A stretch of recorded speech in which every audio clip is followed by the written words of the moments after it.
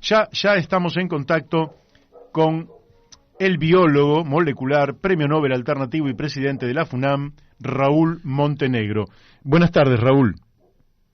¿Qué tal? Buenas tardes, un gusto realmente. Bueno, igualmente para nosotros, queríamos aprovecharte para que nos expliques, porque sabemos que estás dando algunas conferencias sobre los cócteles de frecuencias de los campos electromagnéticos y sus efectos sobre la salud de las personas. Primero me gustaría que nos des una explicación, aunque nosotros algo adelantamos, de lo que son los campos electromagnéticos y después que nos expliques cómo se han modificado con las nuevas tecnologías y cómo están influenciando en la vida de las personas. Bueno, como vos decías, justamente ayer y en un esfuerzo conjunto entre Argentina, Brasil y otros países, que estamos uniendo un poco los esfuerzos. En el caso de Argentina, hemos armado una red plurinacional sobre contaminación electromagnética.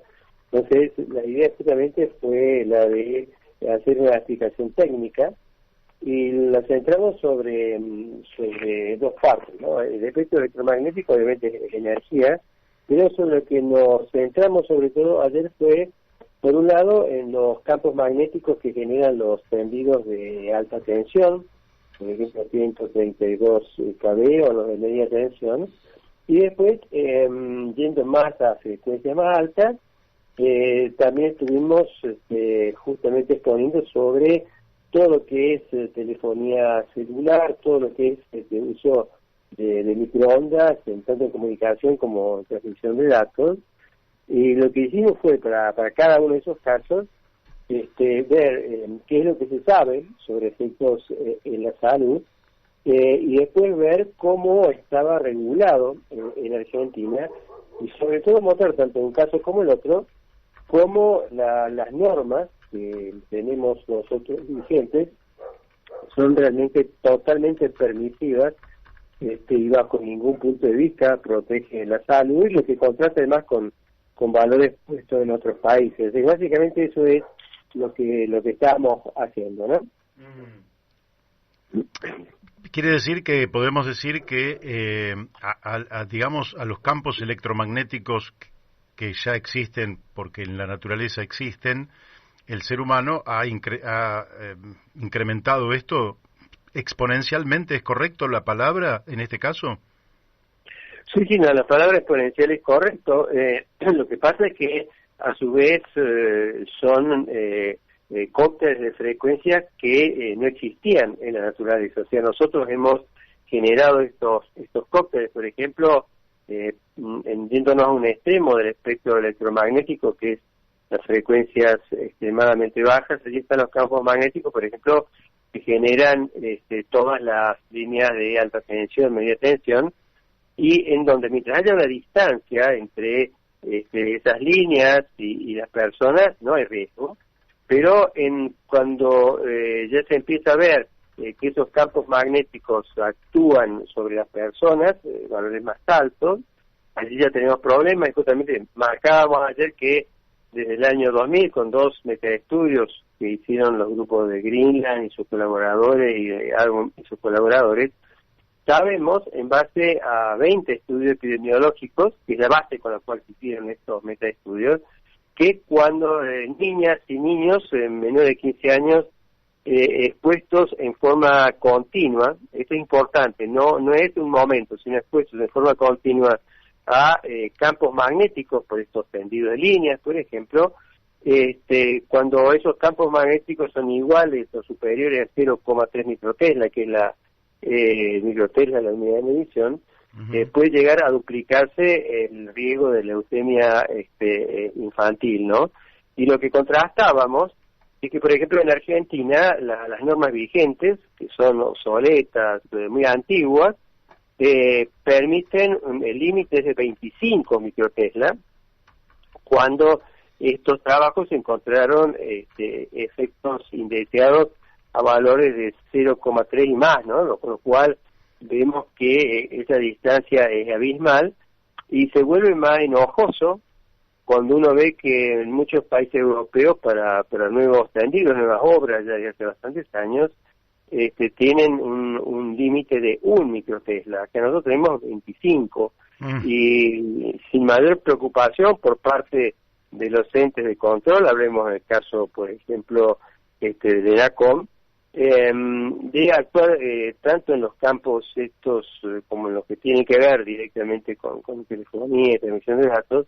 No vemos realmente mayor interés, y no hablo de este gobierno solamente, esto es crónico en prácticamente todos los gobiernos que se han sucedido. Han mantenido estos estándares elevadísimos. No hay un gran interés en modificarlo. Da la impresión que siempre se está más cerca de las corporaciones que la salud de las personas, ¿no? Claro. Te voy a hacer un paréntesis que no tiene nada que ver con lo que estás diciendo, pero Ángel González manda saludos a Raúl. Lo conocía ya por el año 2010 en Neuquén, en el segundo Foro Latinoamericano del Agua, como derecho humano por la Defensoría del Pueblo de Neuquén. Desde San Martín de los Andes, abrazotes para vos, para mí me manda. Y Ángel González, bueno, es un amigo de aquella localidad, y no quiero recordarlo más que como un gran amigo, porque nos está escuchando en este momento desde allí, y ha pasado por situaciones tan dolorosas que prefiero no recordarlas en este momento. Raúl, y si vos, bueno, no sé si lo recordás, pero acá cierro el paréntesis porque era un saludo que tenés otro. Sí, no, de ya, muchísimas gracias, un gusto. Bien, hay otros saludos, pero quizás seguramente no los registres con la dimensión de este luchador ambiental. Claro, y por sí, muy emocionante. Sí, por la defensa del libre acceso a las costas de los ríos, de los lagos, en fin.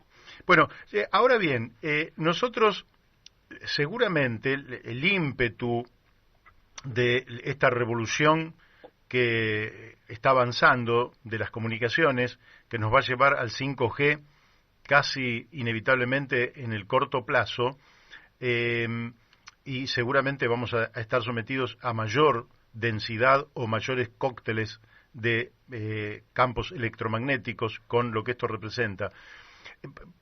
¿Vos dirías que cómo se defiende la persona que no cuenta con el gobierno como aliado, hasta que haya un gobierno que realmente sea aliado en este sentido? ¿Cómo se defiende la gente de esta situación? Porque si no parece que fuera una impotencia y nada puede hacer. ¿Puede hacer algo la gente? Bueno, primero hay que marcar una realidad de la cual nadie se puede considerar marginado. Es decir, la pandemia ha realmente potenciado notablemente el uso de estas tecnologías, ¿no? O sea, eso es algo real, y no solamente a nivel de adultos, sino también a nivel de niños. Eso me parece importante marcarlo, porque se vuelve mucho más difícil hablar sobre, justamente, o responder las preguntas que vos decías, cuando ya se está integrando casi a la vida cotidiana. Claro. Yo diría que lo primero es que cada persona debe saber de que no está demostrada la inocuidad, o sea, representa el riesgo. O sea, hacemos uso de un servicio, pero tiene sus propios riesgos, y lo que debe saberse, por ejemplo, es que en el caso de Argentina, todo lo que hace, por ejemplo, al tema de telefonía celular, todo lo que está asociado a transmisión de datos, la normativa que tenemos pasa lo mismo que con lo que decíamos recién, es obsoleta, es antigua. Se permiten, por ejemplo, a nivel de densidad de potencia, que lo que genera, por ejemplo, una antena, o sea, una antena de transmisión o de pronto de recepción o un teléfono celular. Decía, la normativa permite, por ejemplo, valores que están en el orden de los 900 microvatios por centímetro cuadrado, que muchas personas esto no les dirá nada, pero sí les puede decir a las personas que en muchas ciudades europeas no se permite más de 2,5, incluso 10 microvatios por centímetro cuadrado. Entonces allí tenemos eso es importante saberlo, ¿no? De que sí, claro. hay otros lugares en donde los ciudadanos están mejor protegidos que nosotros. Y la otra cosa que deben saber es de que las empresas telefónicas han trabajado muy cerca de INIR, que es un organismo, es una ONG que trabaja con la Organización Mundial de la Salud, y es la que ha fijado también allá por el 98 los límites, y son también límites tremendamente generosos, y que solamente se han basado en lo que se llaman efectos térmicos, que es en cómo las microondas, por ejemplo, hacen calentar los tejidos, porque mueven las moléculas de agua y se calienta, pero nunca fueron considerados los efectos no térmicos. Entonces, es importante saber eso, ¿no? De que ya de por sí las normas madre, llamémosla, son excesivamente generosas y favorables a las corporaciones, pero que además las normas locales que nosotros tenemos distan notablemente de las normas que rigen, por ejemplo, ciudades europeas. Y yendo a la vivienda, a donde uno está, yo diría que lo primero que es necesario reflexionar es el tema del acceso de los niños a todo lo que es la radiación ionizante que implica teléfonos celulares, ¿no? Porque obviamente los niños tienen metabolismo más alto, tienen un sistema celular en plena actividad de división, de funcionamiento. Entonces creo que esa es la primera reflexión, es reducir realmente al mínimo todo lo que es esto de naturalizar que los niños estén usando el celular como si fuera un jueguito más, y no es un jueguito más, es un jueguito peligroso. De hecho, IARC, que es la Agencia Internacional de Investigación sobre el Cáncer, que es un organismo también de la OMS, de la base de Lyon, en Francia, considera, ¿no es cierto?, todo lo que son justamente esta radiación de alta frecuencia como posible cancerígeno humano. Entonces, lo primero son los niños, y después, donde uno pueda utilizar cableado, que se use un cableado y no un sistema radiante. ¿Qué quiere decir con esto? Por ejemplo, muchas personas se abastecen de internet por coaxil, por todo lo que es fibra óptica. Sí. Y obviamente la fibra óptica no emite radiación. Ahora, muchísimas personas reciben la fibra óptica y en su casa colocan un router para que un poco más y no pueda llegar a manejarse una laptop o una tablet hasta el tanque de agua de un edificio. Entonces, este es el otro tema. Quien tiene la suerte, por ejemplo, de tener fibra óptica, que por lo menos traten de distribuir la fibra óptica internamente, pero que no coloquen un router, o sea, porque es un generador de microondas que obviamente termina contaminando la atmósfera de un hogar. También pasa con Bluetooth. Entonces, eso me parece que es importante, que es donde uno pueda utilizar cableado y no tenga que utilizar todo lo que es radiación, enhorabuena. Digo, hasta tanto el Estado cumpla la misión que le corresponde, ¿no?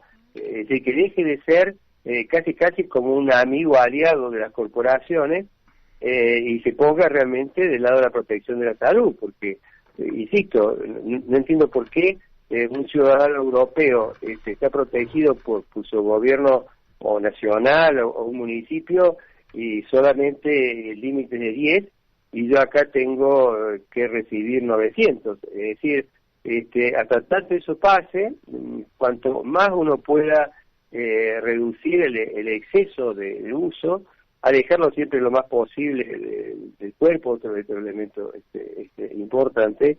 Yo creo que eso ya es un aporte clave, ¿no? Y donde Sí. uno pueda utilizar cables, no utilizar, por ejemplo, ¿cuál es el sentido de un mouse inalámbrico? O de pronto hay la misma telefonía de manos libres. Si nosotros tratemos de reducir todo lo que es los cócteles de frecuencias que se dan en un hogar, insisto, hasta tanto el Estado se acuerde que su función es protegernos, ¿no? Sí, dos preguntas que vienen de oyentes. Una, Si hay algún medio o aparato para contrarrestar esas radiaciones, dado que dice el oyente que venden aparatos, si serán útiles. Y la otra, si un niño está frente a una tablet o un celular, ¿a qué distancia tendría que estar como para tener menos incidencia? Vos sabés que los chicos tienen jueguitos o tienen, no sé, dibujitos y lo miran a través de los celulares o las tablets, y si hay una distancia a partir de la cual esta incidencia baja considerablemente. Y ahí te van a hacer una tercera pregunta. ¿Qué tiene que ver con esto mismo? Ir a preguntarte, como última pregunta vinculada a las mismas preocupaciones, es en un orden de magnitud, ¿sí? ¿Cuál es dónde está el problema que más nos afecta como habitantes de una ciudad, ¿no? O sea, hay cosas que, por ejemplo, podemos elegir, no siempre, pero podríamos elegir no construir una casa a tantos metros de donde pasa una línea de media tensión. Como vos decís, podemos elegir utilizar el cableado en nuestras casas, pero también es importante saber, porque todo genera radiofrecuencia, de todo este universo de radiofrecuencias, ¿cuáles son las que generan más problemas? Sí, que si es las más dañinas. Las más dañinas o de las que, digamos, para poder tener una profilaxis posible, ¿no? O sea, yo me puedo tratar de no vivir cerca de una línea de alta tensión, ¿sí? Es difícil vivir lejos de unos celulares, ¿no? Ahora vamos a la primera. Me recordó la primera. Ahora si había aparatos que pudieran contrarrestar las radiaciones. Perfecto. El asunto es el siguiente, que yo puedo disponer de yo puedo envolver, por ejemplo, el celular con un papel metálico y no va a irradiar, pero tampoco va a funcionar. Es decir, claro. Acá también lo puedes apagar. Claro, por eso. El problema en este caso es que si se quiere hacer uso del servicio, inexorablemente se va a ser irradiado. Por lo tanto, como este no tiene una solución. La solución en realidad, primero obviamente es que las tecnologías mejoren. Por ejemplo, quiero decirles de que los teléfonos celulares de hace 10, 12, 15 años, además de microondas, tenían un campo magnético muy fuerte. Por ejemplo, el campo magnético, si uno lo mira ahora, prácticamente no hay diferencia del fondo. Eso se mejoró, pero las microondas siguen estando. Entonces, en este caso ya tiene que ver con los comportamientos de las personas. Es decir, que las personas, por ejemplo, no duerman con un teléfono celular en las proximidades, no lo carguen en la habitación donde están haciéndolo, mucho menos en la de los niños. Es decir, tiene que ver mucho con los mecanismos que la propia persona use para reducir esto, teniendo en cuenta que no es inocuo. O sea, ese es el problema. Por lo tanto, cuanto más lo reduzca al uso, cosa que obviamente no le conviene a las corporaciones, pero digamos, cuanto más reduzca el uso, simplemente va a estar más protegido. En el caso de los niños, y creo que eso tiene que ver con la segunda pregunta, sí. Por ejemplo, los teléfonos celulares tienen un modo avión. Entonces, no hay ningún sentido que los niños estén jugando en línea, por ejemplo. Pueden de pronto utilizar esto como llamémoslo, juguete en modo avión, es decir, de una forma que no esté actuando, emitiendo, recibiendo, ¿no es cierto? O sea, insisto, es mucho tratar de ver esto. En el caso de los routers que hay en las viviendas, reconozco que como el Estado no ha estado pensando en nosotros, todos los routers deberían tener un sistema muy simple de poder prenderlo y apagarlo. Algunos se pueden encender y se pueden apagar, pero con varios procedimientos que no son muy simples. Entonces, con apagarlo cuando no se usa es una muy buena técnica, porque corre el sentido de mantener un router prendido, por ejemplo, toda la noche. Entonces, nuevamente, tiene que ver con comportamientos individuales, pero en donde un mínimo aporte del Estado debería haber habido como para dar estos elementos. Yo, por ejemplo, en casa, yo estoy provisto con fibra óptica, y resulta que en el servicio, por ejemplo, para televisión de cable, el router está colocado dentro de la estructura que me provee, funciona todo el tiempo. Y realmente no lo puedo detener, porque Claro. en realidad sería mucho más práctico que yo pudiera cablear directamente todo. Entonces, en esto, insisto, es muy importante de que uno asuma que esto no es inocuo, ¿no es cierto? Claro. Y no es lo mismo que yo lo tenga sobre la calota cefálica, lo tenga al lado del cerebro. Si ustedes vieran, por ejemplo, cómo se mueven las moléculas dentro de una célula con un campo generado por un teléfono celular, realmente le daría bastante miedo. Y bueno, la célula está adaptada para moverse, pero uno está jugando, es un juego como una ruleta, está jugando con los límites del propio organismo. Entonces, ya depende de uno, insisto, hasta que el propio Estado asume un rol mucho más protagónico, donde haya menos voces de las corporaciones, hasta tanto uno mismo tiene que regular el uso. Y cuando vos decías la tercera pregunta sobre cuál es el ordenamiento, yo en realidad te voy a hacer un planteo distinto. El problema del tema de contaminación, porque hablamos específicamente de contaminación, porque hay otras cosas que pueden afectar o tener sus riesgos, como puede ser el cambio climático o el descenso de biodiversidad, pero digamos, en términos de contaminación, todos lo que recibimos son cócteles de contaminantes. Es decir, nosotros no estamos recibiendo de 8 o 9 campos magnéticos, de 10 a 11 las microondas de un teléfono celular. Es decir, se juntan todas esas cosas que vienen desde nuestras tecnologías, que vienen desde afuera del hogar, y se unen también con los residuos plaguicidas. Si yo les mido, por ejemplo, si hacen hacer ustedes análisis de sangre y orina, como mínimo cada uno va a tener 3 o 4 residuos de plaguicidas y posiblemente de otras sustancias. Entonces, las personas, el organismo, está todo el tiempo haciendo interactores. Entonces, más que establecer categorías, es asumir de que tenemos que tratar de reducir el mínimo.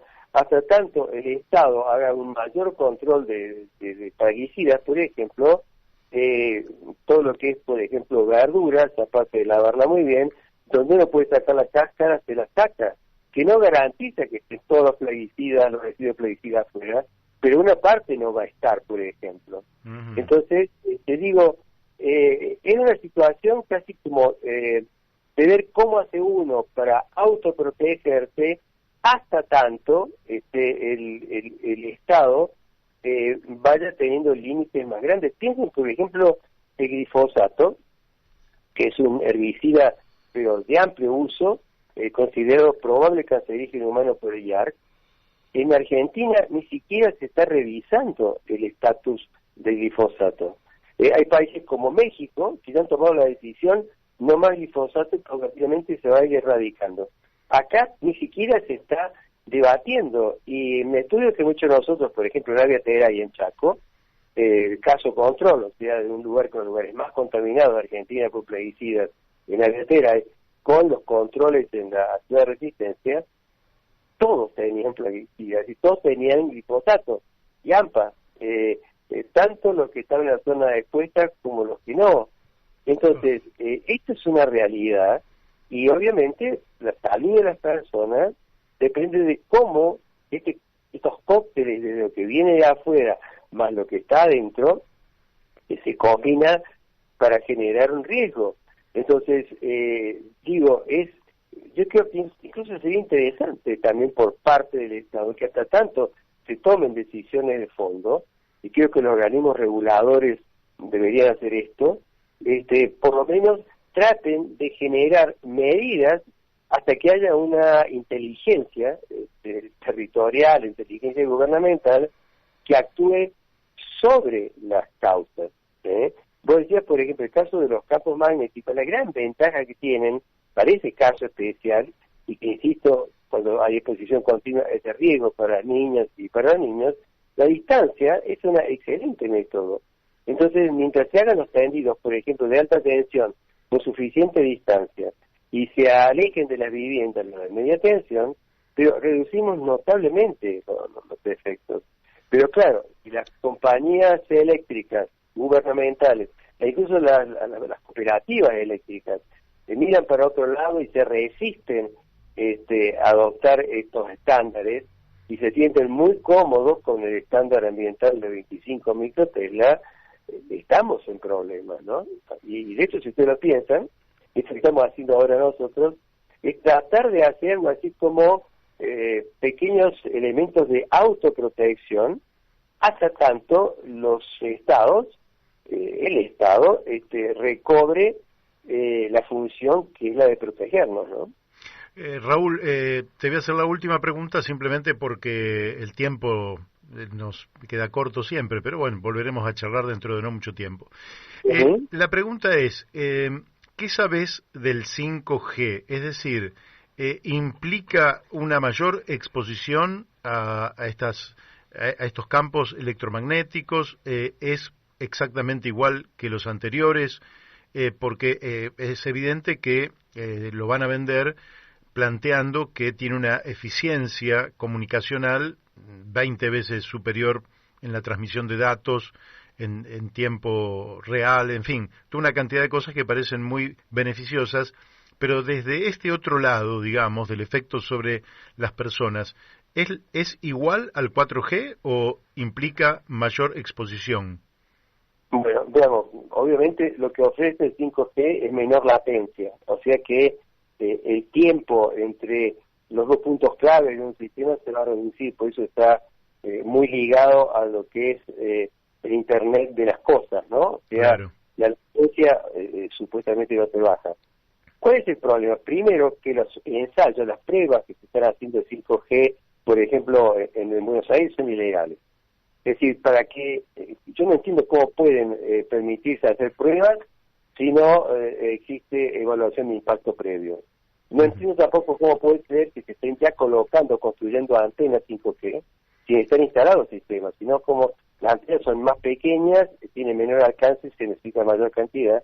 Entonces, partamos de la base que hay algo que está funcionando muy mal, y por eso estamos preparando nosotros las acciones judiciales que haga falta, ¿no? Sí. Con respecto a los riesgos, pensemos que en una etapa de transición que va a ser prolongada, cuando hablamos 5G, el 5G es en realidad un cóctel de frecuencias, porque va a mezclar, funcionar con distintos paquetes de frecuencias, pero a su vez va a entrar dentro de las ondas milimétricas, y va a entrar dentro de franjas que antes no habían sido, digamos, utilizadas para la telefonía celular. Entonces, va a ser un cóctel mucho más complicado, pero lo que mucha gente no sabe es que en esta etapa inicial, el 5G se monta sobre el sistema 4G, o sea, va a seguir funcionando lo que es el sistema 4G LTE, que actualmente opera, va a ser parte del 5G. Y obviamente después se va a ir como migrando, pero vamos a tener un sistema combinado. Y todo lo que yo estaba hablando antes tiene que ver de pronto con el 3G, con el 4G. Entonces, en realidad, obviamente, aumentan los riesgos, pero con un agravante, y es que el sistema 5G, y particularmente la frecuencia que se van incorporando, y el propio cóctel en sí mismo, no están suficientemente evaluados. O sea, en todo esto es, primero instale y después vea.